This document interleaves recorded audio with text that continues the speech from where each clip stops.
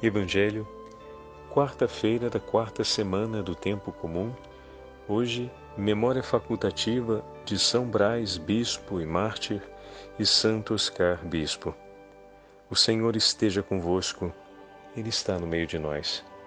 Proclamação do Evangelho de Jesus Cristo, segundo São Marcos. Glória a vós, Senhor. Naquele tempo, Jesus foi a Nazaré, sua terra, e seus discípulos o acompanharam. Quando chegou o sábado, começou a ensinar na sinagoga. Muitos que o escutavam ficavam admirados e diziam: de onde recebeu ele tudo isto? Como conseguiu tanta sabedoria e esses grandes milagres que são realizados por suas mãos? Este homem não é o carpinteiro, filho de Maria e irmão de Tiago, de José, de Judas e de Simão? Suas irmãs não moram aqui conosco? E ficaram escandalizados por causa dele. Jesus lhes dizia: um profeta só não é estimado em sua pátria, entre seus parentes e familiares. E ali não pôde fazer milagre algum, apenas curou alguns doentes impondo-lhes as mãos. E admirou-se com a falta de fé deles. Jesus percorria os povoados das redondezas, ensinando. Palavra da salvação. Glória a vós, Senhor. Quarta-feira da quarta semana do Tempo Comum. Hoje, memória de São Brás, bispo e mártir, e Santo Oscar, bispo. Em nome do Pai, do Filho e do Espírito Santo. Amém. Queridos irmãos e irmãs, estamos dando início ao 6º capítulo do Evangelho de São Marcos. Um Jesus que volta a visitar a cidade onde cresceu. Que alegria, né? A gente poder visitar a cidade onde a gente cresceu.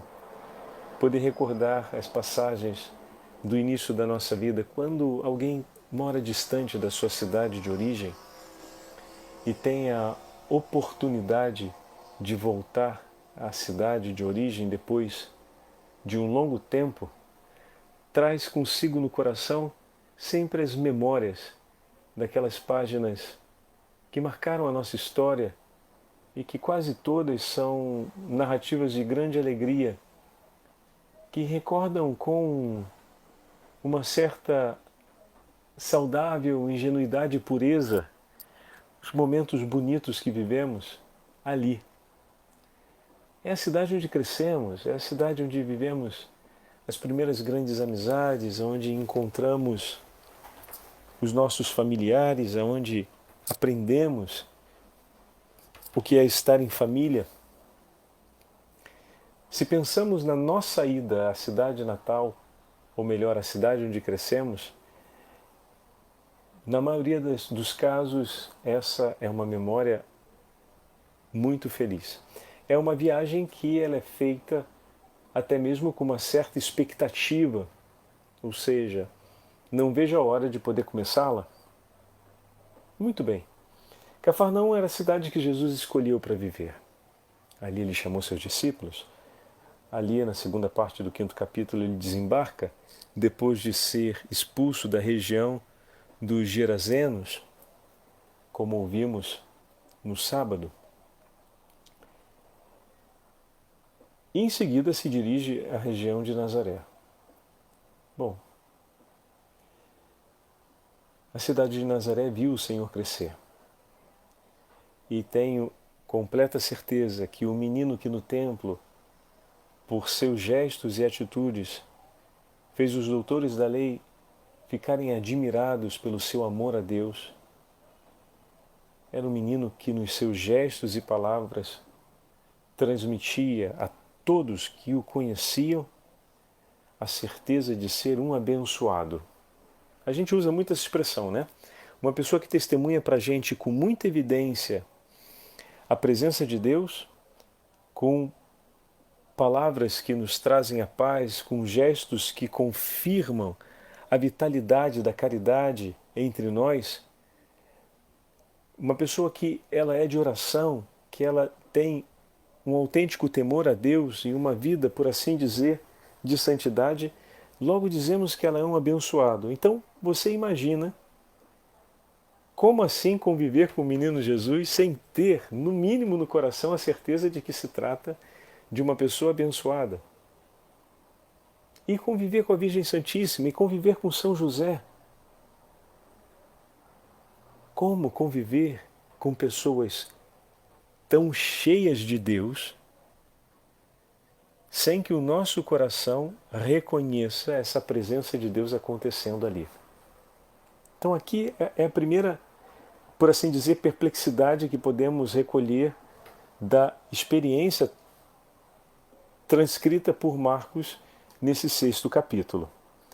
Vemos Jesus que, olhando para a nossa experiência, nós que somos pecadores ilimitados em muitos aspectos, a ideia é que temos vidas que oscilam entre altos e baixos nas experiências da nossa... Ou seja, quando olhamos a nossa história, nossa vida oscilou diversamente entre altos e baixos, não só momentos de grande exuberância de vida em paz e em comunhão com o próximo.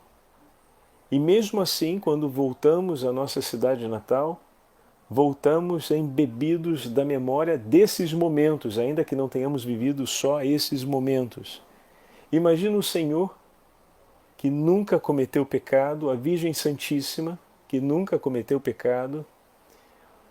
São vidas que no relacionamento com os demais jamais provaram e fizeram o outro provar de alguma forma a amargura do pecado e de suas consequências. Então significa que a memória gerada por eles, com todos aqueles com quem viveram, foram memórias completamente ricas e transbordantes da presença de Deus e dos sinais da presença do Senhor. E causa perplexidade pensar que, quando o Senhor volta à sua cidade, com um coração cheio de alegria, e vai à sinagoga se reunir com os seus coterrâneos para cumprir o momento de oração e de honra ao nome do Senhor, ele vem colocado à parte. Não é aquele ali o filho de Maria? De onde lhe vem tudo isso? E a sabedoria? De onde lhe foi dada? Como faz tais milagres? Mas como assim? Se eles acompanharam e foram capazes de recolher os sinais de Deus presentes na vida daquela simples e pobre família de Nazaré, e se alegraram vendo esses sinais, era para agora o coração deles vibrar de maneira entusiasmada, porque sinais maiores estão sendo vistos. Era para se alegrarem ainda mais, pois o que estava acontecendo confirmava que a mão do Senhor estava sobre Jesus. E aqui começa aquilo que seria o itinerário que nos leva, que levaria os contemporâneos do Senhor a compreender que Ele é o Filho de Deus.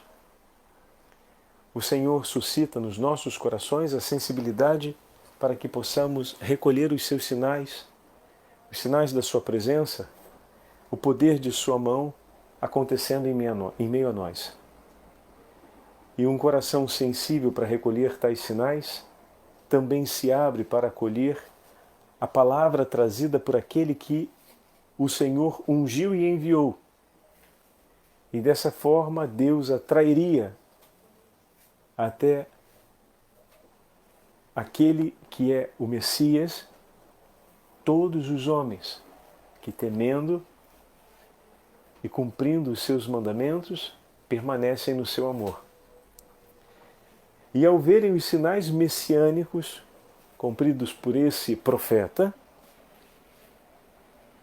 creriam em suas palavras e acompanhariam seus passos. E dessa forma, esse Messias, o profeta, seria também o pastor de Israel, que conduziria o rebanho do Senhor com um braço forte e mão potente e os conduziria segundo o coração de Deus.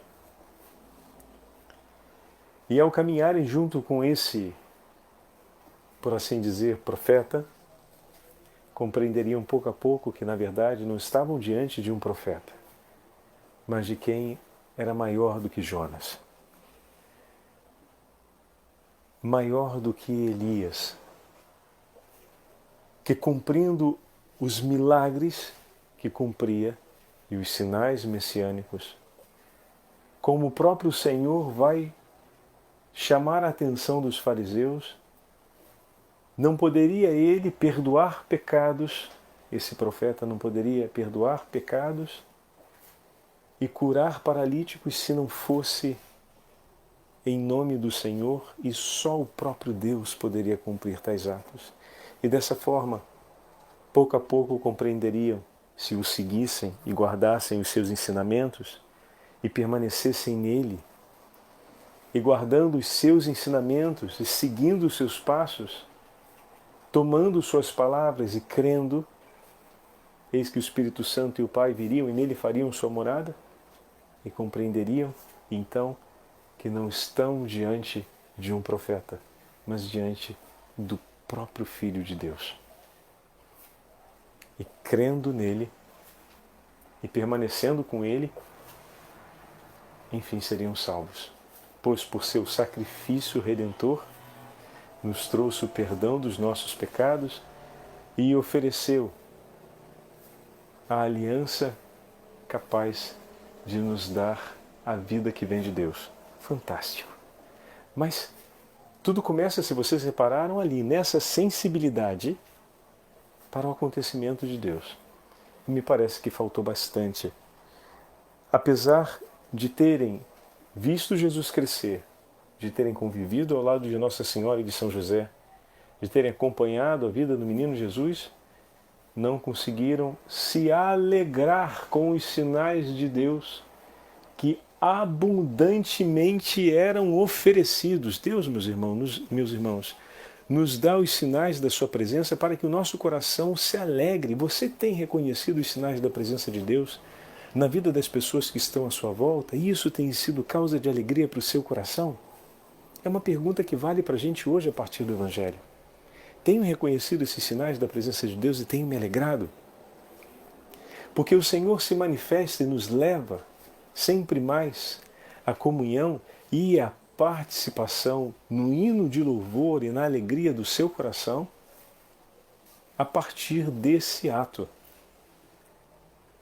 Ele se revela no meio de nós para que nós possamos glorificar a sua alegria, a sua presença, e a nossa alegria possa ser plena, pois Ele está no meio de nós. Ele está conosco, Ele veio por nós, Ele permanece conosco.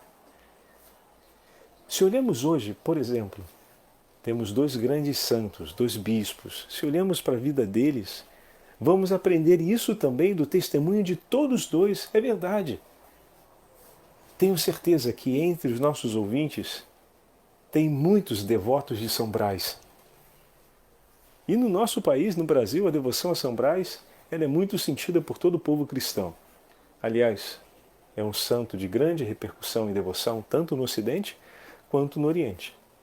Originário daquela região entre a Armênia e a Turquia, uma longa região, São Brás foi médico e é muito venerado entre nós por conta de uma passagem da tradição em que uma mãe, levando sua filha em agonia de morte, sufocada por uma espinha de peixe, recebeu a bênção de São Brás e foi curada daquilo que seria o mal que a levaria à morte. E dessa forma, centenas e milhares de fiéis ao longo dos séculos também levaram até São Brás a súplica para que ele os preservasse de uma ameaça que pudesse conduzi-los à morte. Olha que interessante. A bênção de São Brás que é uma bênção específica sobre os males relacionados à garganta, também se estende a todos os males que possam ameaçar a nossa vida, não só a nossa saúde. E nós vamos até a igreja e pedimos a bênção da garganta para que sejamos libertos dos males da garganta e libertos de tudo aquilo que possa prejudicar a nossa integridade física, a nossa saúde. E dessa forma estamos pedindo ao Senhor que nos ajude a permanecer em saúde, a permanecer livres dos males. A graça que o Senhor nos concede é de permanecermos sãos e com a saúde vigorosa. O que eu faço com esse dom que o Senhor me dá? Olha aí, o que eu tenho feito?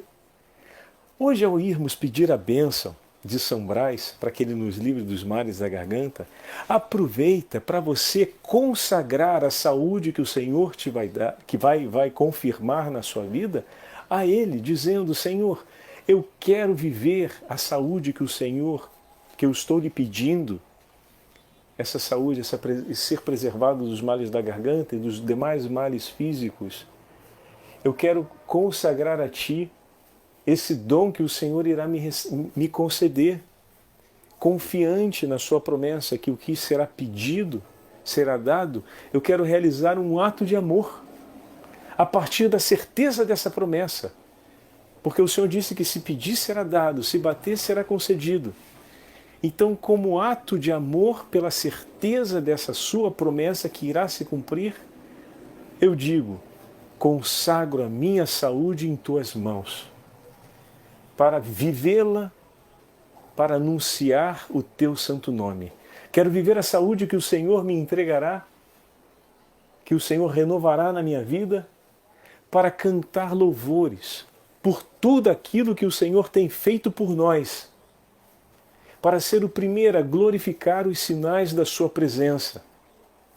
Quero consagrar essa saúde que venho aqui pedir ao Senhor e que tenho certeza que o Senhor irá renovar, para fazer da minha vida uma presença saudável de Deus na vida das demais pessoas.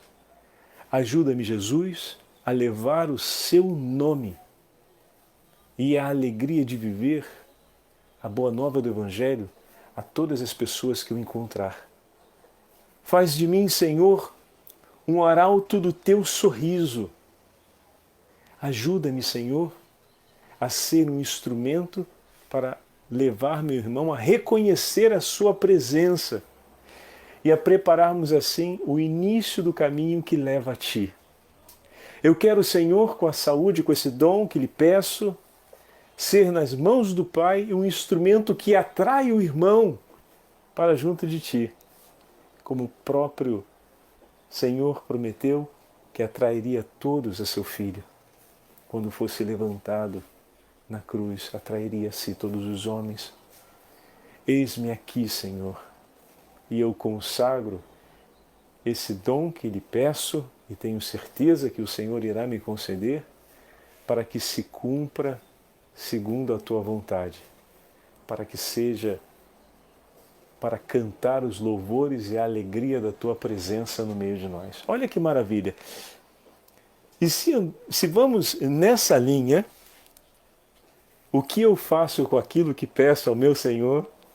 Podemos continuar olhando para São Brás, que foi um bispo que viveu tantas dificuldades ao seu tempo. Estávamos no finalzinho, na reta final das grandes perseguições romanas contra os cristãos. E São Brás precisou abandonar a sua diocese e refugiar-se nas cavernas. Sabemos que aquela região é uma região com inúmeras cavernas, e ele começa a viver o exílio em uma dessas áreas fora de sua diocese.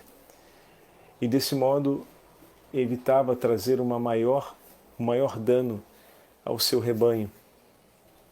Mas uma legião de pessoas ia até ele e procurava de alguma forma o socorro e o conforto espiritual daquele que fora o pastor zeloso do seu povo. E no seu coração de pastor, São Brás não deixava ninguém sem receber a assistência de Deus. Mesmo em meio às mais duras perseguições, ajudava ao povo sofrido, por amar o nome de Jesus, a ver os sinais da presença de Deus. Mesmo debaixo da chuva de tormentos que o Império Romano fazia cair sobre a vida de todas as famílias cristãs, ali estava São Brás, como arauto do Senhor, para anunciar e ajudar os homens a verem a presença de Deus no meio deles, em meio a tanto sofrimento. Eis aí mais uma coisa para pedirmos nesse dia em que vamos à igreja para receber do sacerdote a bênção da garganta. Pedir o quê, Padre? Pedir a coragem, a valentia da fé de São Brás. Dai-me, ó Senhor, a valentia e a coragem que destes a esse nosso irmão de anunciar o Evangelho e de entregar-se em socorro daqueles mais necessitados, para que não vacilassem na fé. Faz de mim, Jesus, também um homem corajoso e pronto a ajudar o irmão a ver os sinais da sua presença até nos momentos mais difíceis, até diante das sombras da morte que tentam sufocar o sol da ressurreição e da esperança no meio de nós. O outro santo que celebramos hoje é Santo Oscar, que a pedido do rei da Dinamarca, ele era um monge, vivia enclausurado.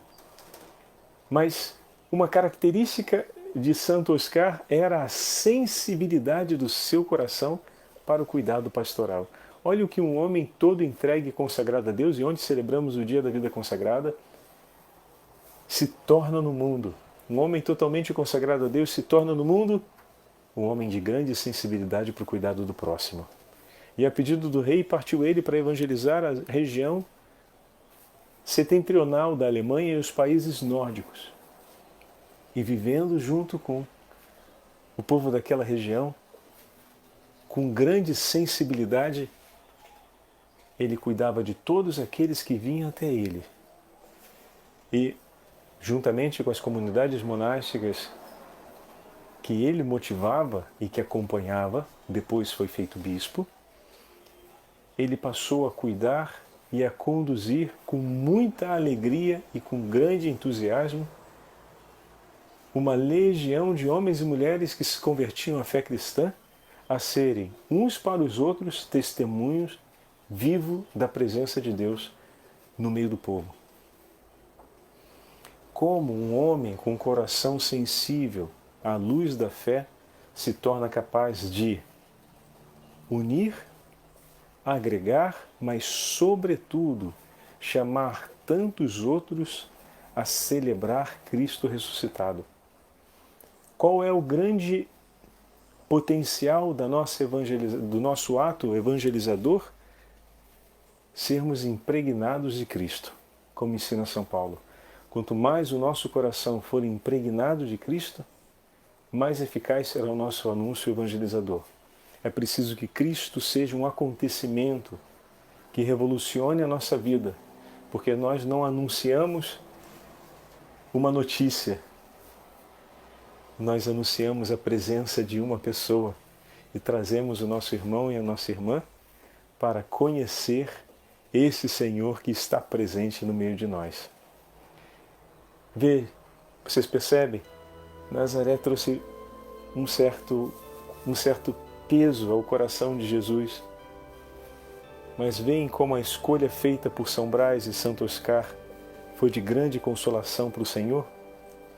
Que o meu e o seu coração escolham um exemplo desses nossos dois grandes irmãos, sermos homens e mulheres que se dispõem em tudo à sensibilidade de Deus, à ação do Espírito Santo, para que possamos conduzir tantos homens e mulheres a verem Cristo acontecendo no meio de nós e a cantarem junto conosco os seus louvores.